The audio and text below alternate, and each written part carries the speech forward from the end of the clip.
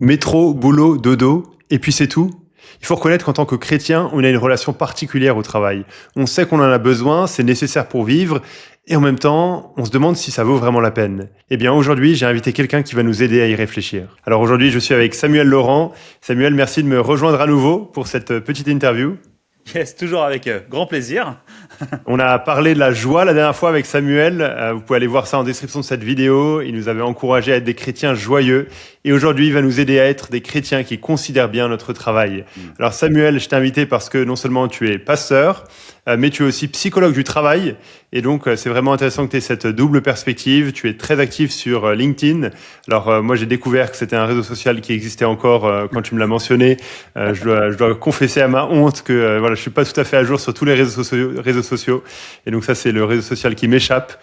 Et donc, ouais, il y a le lien pour le suivre en description et tu nous en diras un peu plus tout à l'heure. Mais on veut que tu nous aides à bien considérer notre travail en tant que chrétien. Et donc, j'ai quelques questions pour toi. La première, peut-être un peu plus large, mais quelle est la place du travail pour un chrétien? Peut-être on est tous facilement conscients, un peu rapidement, ça nous vient, voilà, du danger de faire de son travail une idole, d'élever le travail trop haut. Et il y a peut-être un autre danger qui est de juste dénigrer totalement le travail, de penser que le travail fait partie de la chute. Mais quelle est la place que le travail devrait avoir pour un chrétien? Ouais, carrément. Et on voit dès la Genèse que Dieu commande aux êtres humains d'être actifs et d'avoir des activités et du travail. Et donc c'est plutôt une bonne nouvelle. Et je suis de ceux où je ne crois pas un seul instant qu'au paradis on sera avec des ailes et des harpes à chanter toute la journée. Je pense qu'on sera également très très actifs à explorer et à inventer dans la création renouvelée et restaurée. Donc le travail est vraiment créationnel et l'être humain est fait pour travailler. Tout étant égal par ailleurs, les gens qui ont des activités et un métier sont en bien meilleure santé que ceux qui n'en ont pas. Dans la plupart des accompagnements, thérapies, etc. modernes aujourd'hui, on sait que l'être humain qui persiste dans une forme de passivité aura beaucoup plus de difficultés à avancer dans la vie, à récupérer des compétences, des facultés, plutôt que quelqu'un que l'on va aider dans de l'activité, bien sûr à sa mesure par rapport aux éléments qui nous concernent. Mais dans la Genèse, on voit aussi que dans Genèse 3, il y a une forme de conséquence, notamment à la dureté et à la difficulté du travail. Et ce qui nous permet du coup d'être dans un bon équilibre, le fait que le travail a été créé par Dieu et qu'il est bon pour l'être humain, mais qui revêt, comme tu dis, une forme de danger, soit un danger par rapport à la pénibilité, mais aussi un danger dans le fait d'être aveuglé par une quête de réalisation au sein du travail. Le travail est une de nos vocations parmi d'autres, et le but de notre vie, c'est d'être intègre dans l'ensemble de nos vocations. Et donc le travail en tant que tel doit être réfléchi non pas comme une entité unique dans notre vie, mais comme une entité qui partage d'autres vocations, comme le fait d'être membre d'une église locale, d'être père, d'être mari, etc. Et donc c'est intéressant du coup de bien considérer le travail non pas comme quelque chose d'isolé sur lequel on va avoir des questions, mais aussi de bien comprendre que c'est quelque chose qui s'inclut dans notre vie plus généralement. Et en fait, c'est intéressant parce que quand je dis ça autant en tant que psy qu'en tant que pasteur, parce qu'en fait, c'est des éléments qu'on traite aussi dans la psychomoderne, et notamment celle du travail. Dans les années 2000, il y avait ce truc où on se disait qu'il y avait la vie privée et la vie professionnelle d'un côté que de l'autre, et qu'il fallait du coup créer une scission nette. Or non, l'être humain ne fonctionne pas du tout comme ça. Il y a une perméabilité qui est complète, et le but en tant que chrétien, c'est d'être intègre dans l'ensemble de nos vocations, y compris le travail, et donc de placer le travail à la bonne place. Amen, ouais. Merci.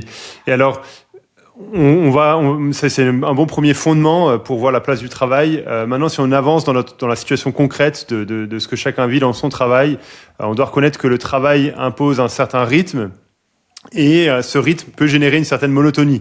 C'est le métro boulot dodo que je mentionnais au début, et puis que voilà, on connaît tous de nom, et puis qui peut se vivre comme une certaine lassitude liée au travail.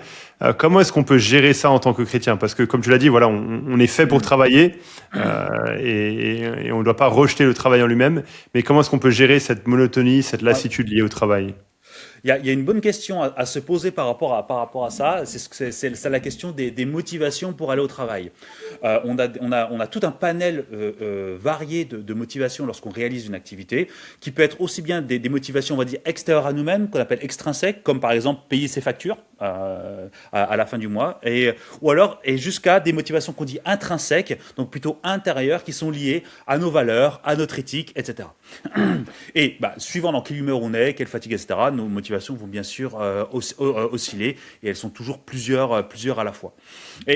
Dans la question du métro-boulot-dodo, c'est pas de changer ce métro-boulot-dodo, mais plutôt de réfléchir de manière intentionnelle. Pourquoi est-ce que je travaille? Pour quelles raisons? Qu'est-ce que cela me permet de faire? Qu'est-ce que cela me permet d'être? Et notamment au niveau de nos vocations. Et dans cette expression-là, il y a, et ça c'était le sujet de notre interview précédente, il y a l'idée que du coup le quotidien, la répétition, l'ordinaire et la banalité, eh bien, sont des choses négatives. Et en fait, je le crois pas du tout. Et en fait, c'est que très récemment où on se dit que, eh bien, on pourrait avoir du loisir, des droits au loisir, des droits du divertissement, faire plein d'autres choses que notre travail. Attention, ça ne veut pas dire que le divertissement est mauvais en tant que tel, mais de par ces éléments qui se surajoutent à notre vie, on a tendance à revêtir des éléments moraux négatifs à des métiers qui se répètent ou à des métiers peu valorisants, etc. Or ça n'existe pas dans la parole de Dieu. Il n'y a pas de métier dévalorisant, comme si les métiers, et nous c'est beaucoup le cas en France, où les métiers soi-disant manuels seraient moins vertueux que les métiers intellectuels, etc. Par contre, la vraie question que l'on peut se poser, c'est avec quelle intention je travaille et pourquoi est-ce que je travaille. On peut avoir un travail très épanouissant.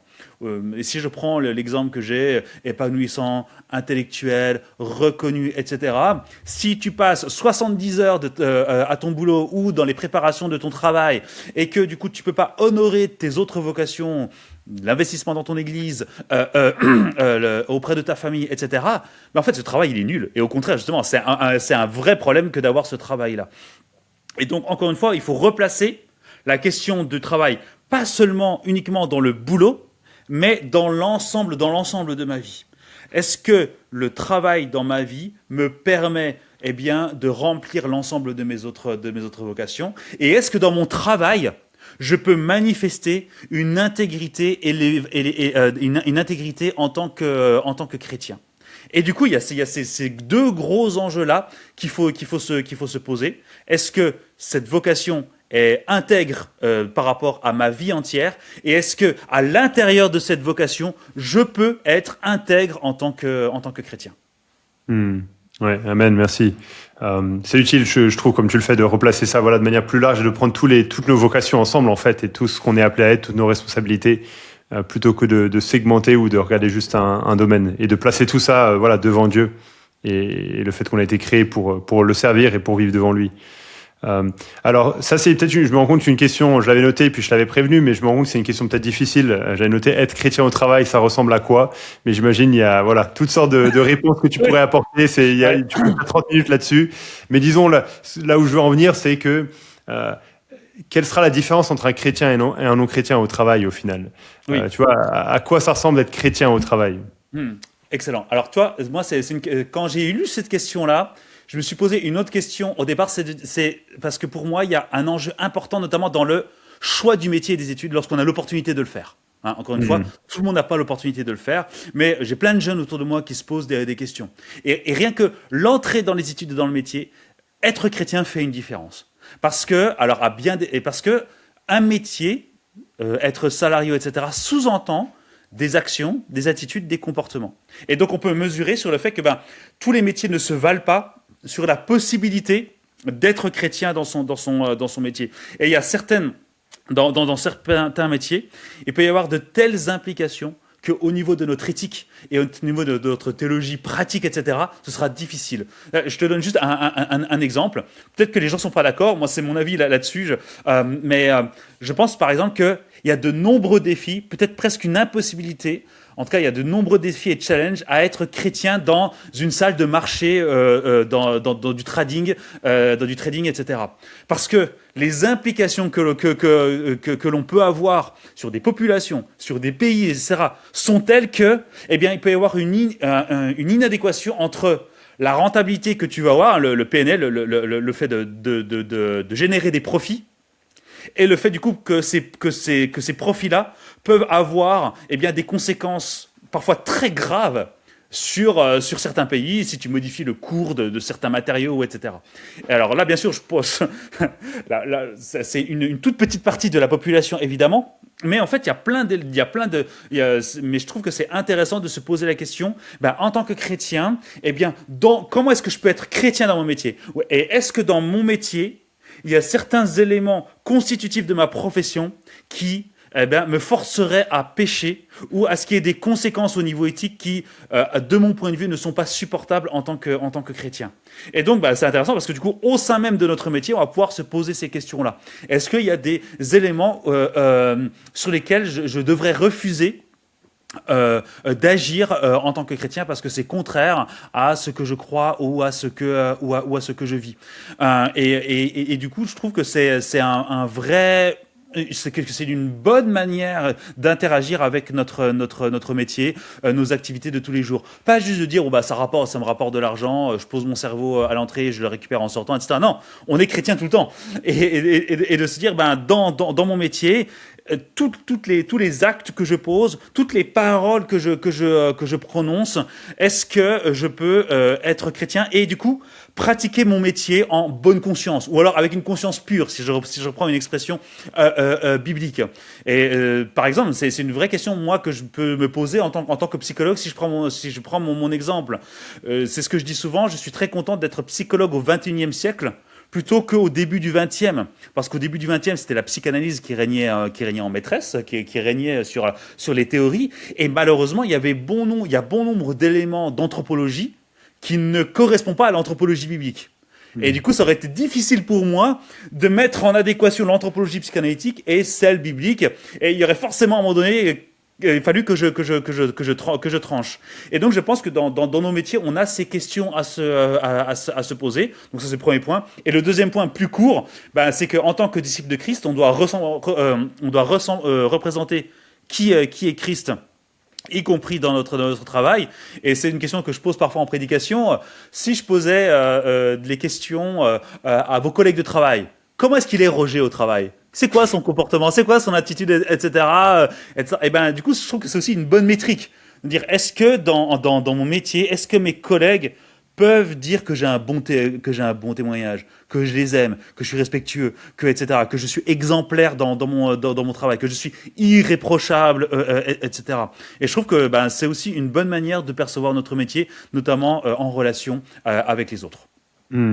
C'est utile ce dernier point que tu mets en avant parce que je trouve que on peut facilement dans ce domaine-là, on sait qu'on doit vivre en tant que chrétien, mais penser au grand domaine. Donc je vais être chrétien, je vais être différent au travail, mais dans le sens d'avoir une éthique différente concernant la sexualité, concernant les grands sujets éthiques, etc. Là, je vais prendre position.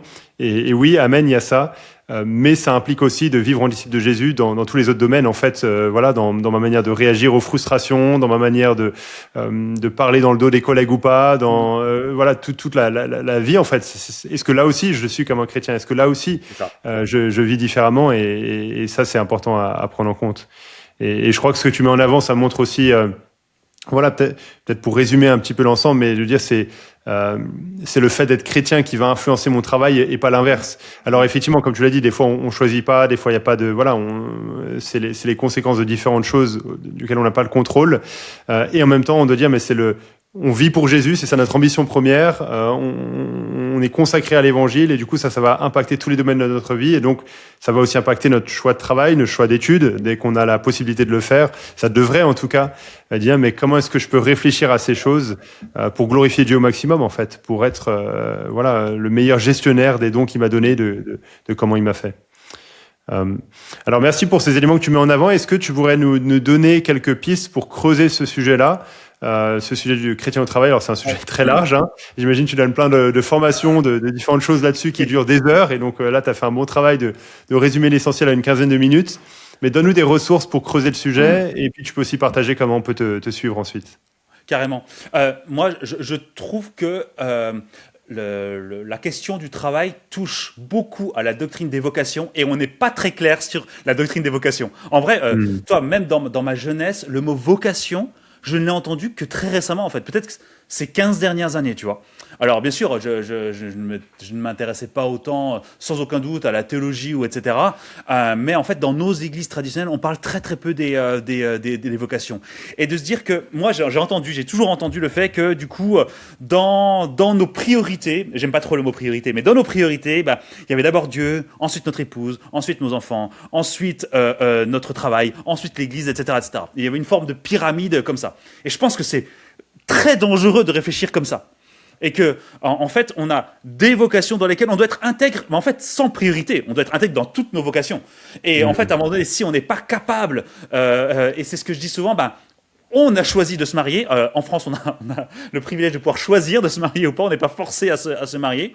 Et en fait, c'est ça a le fait d'empiler des vocations, d'accumuler des vocations. Ça a la contrainte d'être intègre dans l'ensemble de nos vocations. Et ça, bah, si on en a un certain nombre, bah, tant pis pour nous. il faut les assumer, il faut vivre avec.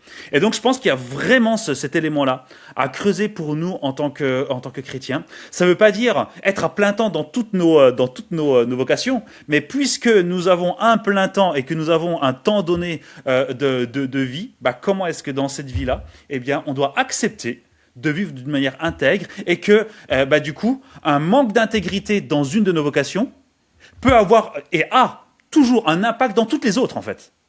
Et du coup, moi, cet élément-là, je trouve que c'est un élément vraiment aujourd'hui que je trouve fondamental et où on a une vraie lacune en tant que chrétien. Et notamment, et quand je dis ça, j'accuse personne, mais on est aussi héritier de culture. Moi, j'ai une quarantaine d'années, mes parents, mes grands-parents, etc. Le travail avait une valeur très très haute. Et d'une manière générale, les chrétiens ont, dans les générations passées, une notion du travail qui était extrêmement haute, notamment due au fait que la valeur travail, dans notre culture, à partir des années 60, a été vecteur d'enrichissement, de sécurité. Il y a plein d'éléments qui s'accumulent et qui peuvent être bons dans un sens, mais qui ne devraient pas obscurcir notre regard par rapport à toutes les autres vocations. Et ça, moi, il y a un bouquin, et je pense qu'il est pas traduit en français, c'est Guy Edward Veith, qui a écrit le livre God at Work, je crois, et qui est pour moi un des meilleurs livres sur la question des vocations et notamment au travail, et comment est-ce que on doit considérer le travail non pas comme quelque chose, et ça moi je l'ai beaucoup entendu dans le monde de la psychologie du travail, le travail ne doit pas être une source de bonheur, ne doit pas être source de bien-être, mais est quelque chose d'ordinaire et quelque chose pour laquelle en fait on a été créé et dans laquelle on peut en même temps servir Dieu que d'être des ambassadeurs pour le monde et aimer notre prochain. Et donc moi je trouve que c'est un élément qu'on doit vraiment creuser pour éviter certains écueils dont on a hérité notamment.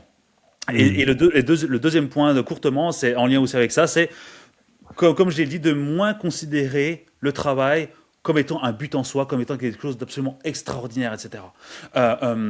Aujourd'hui, je vais te donner un exemple. Aujourd'hui, le travail, c'est l'élément quasiment fondamental, prépondérant sur le fait de déménager ou pas. Et en fait, je trouve ça extrêmement dommage. S'il y a un élément, moi, que je mettrais en avant quand on doit déménager en tant que chrétien, c'est est-ce que près de chez moi, j'ai une église locale de qualité ? Est-ce que j'ai une église qui prêche véritablement l'évangile ? Or, c'est pas du tout ça, en fait, la métrique qu'on a en moyenne. En moyenne, c'est, j'ai un travail de cadre, on me demande de déménager quelque part, j'y vais, puis s'il y a une bonne église, c'est cool, tu vois. Et en fait, je trouve ça vraiment dommage parce que du coup, même si l'église locale, c'est aussi, en tant que membre, c'est une de nos vocations parmi d'autres, bah, il n'empêche que c'est quand même le creuset du ministère de la parole, c'est le lieu privilégié de l'enseignement de la parole.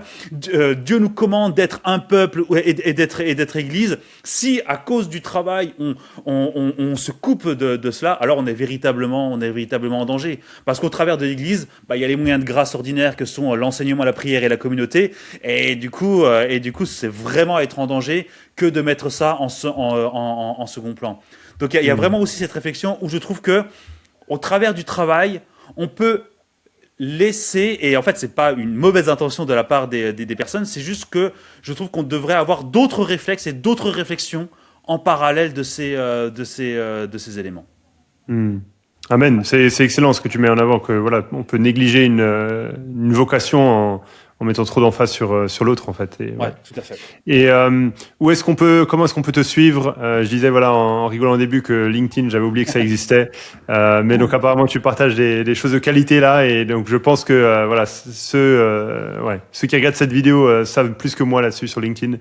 Et donc, alors, figure-toi que LinkedIn, je crois qu'il y a à peu près, au vu du nombre de comptes, il y a quasiment toute la population active française sur LinkedIn. À peu de choses près. Moi, bah non, t'es en Suisse, toi, donc c'est par mieux.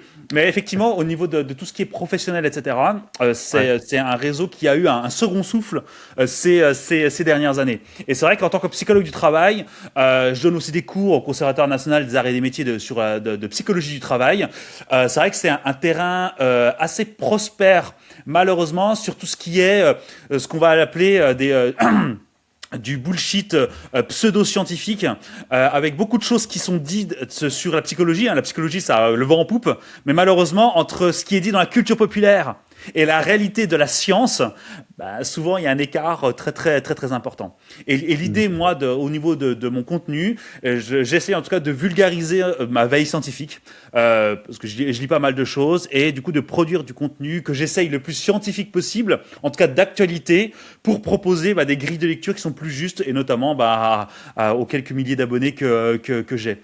Et donc voilà, donc le but, c'est d'apporter en tout cas un socle scientifique sur la psychologie du travail principalement, pour du coup les professionnels et du coup le réseau social, ce qui est à mon sens assez utile. C'est un peu ce qu'on fait aussi sur Tout pour sa gloire, etc. C'est essayer de proposer des ressources de qualité pour du coup les personnes qui nous entourent, afin de d'avoir une connaissance en tout cas qui soit plutôt bien assise et pas liée à des formes de croyances ou d'éléments qui permet de vendre des formations à 3 999 €. Donc voilà. Super, alors c'est gratuit, alors allez vous abonner au LinkedIn de Samuel. Merci beaucoup Samuel pour tout ce que tu as partagé. En description de la vidéo, vous aurez aussi d'autres ressources sur les vocations, sur le travail, sur toutes ces choses-là. N'hésitez pas à vous abonner aussi à ma chaîne YouTube si jamais vous êtes sur YouTube. Voilà, vous êtes peut-être trop sur LinkedIn et vous êtes plus sur YouTube, c'est pas grave, c'est très bien, allez suivre Samuel.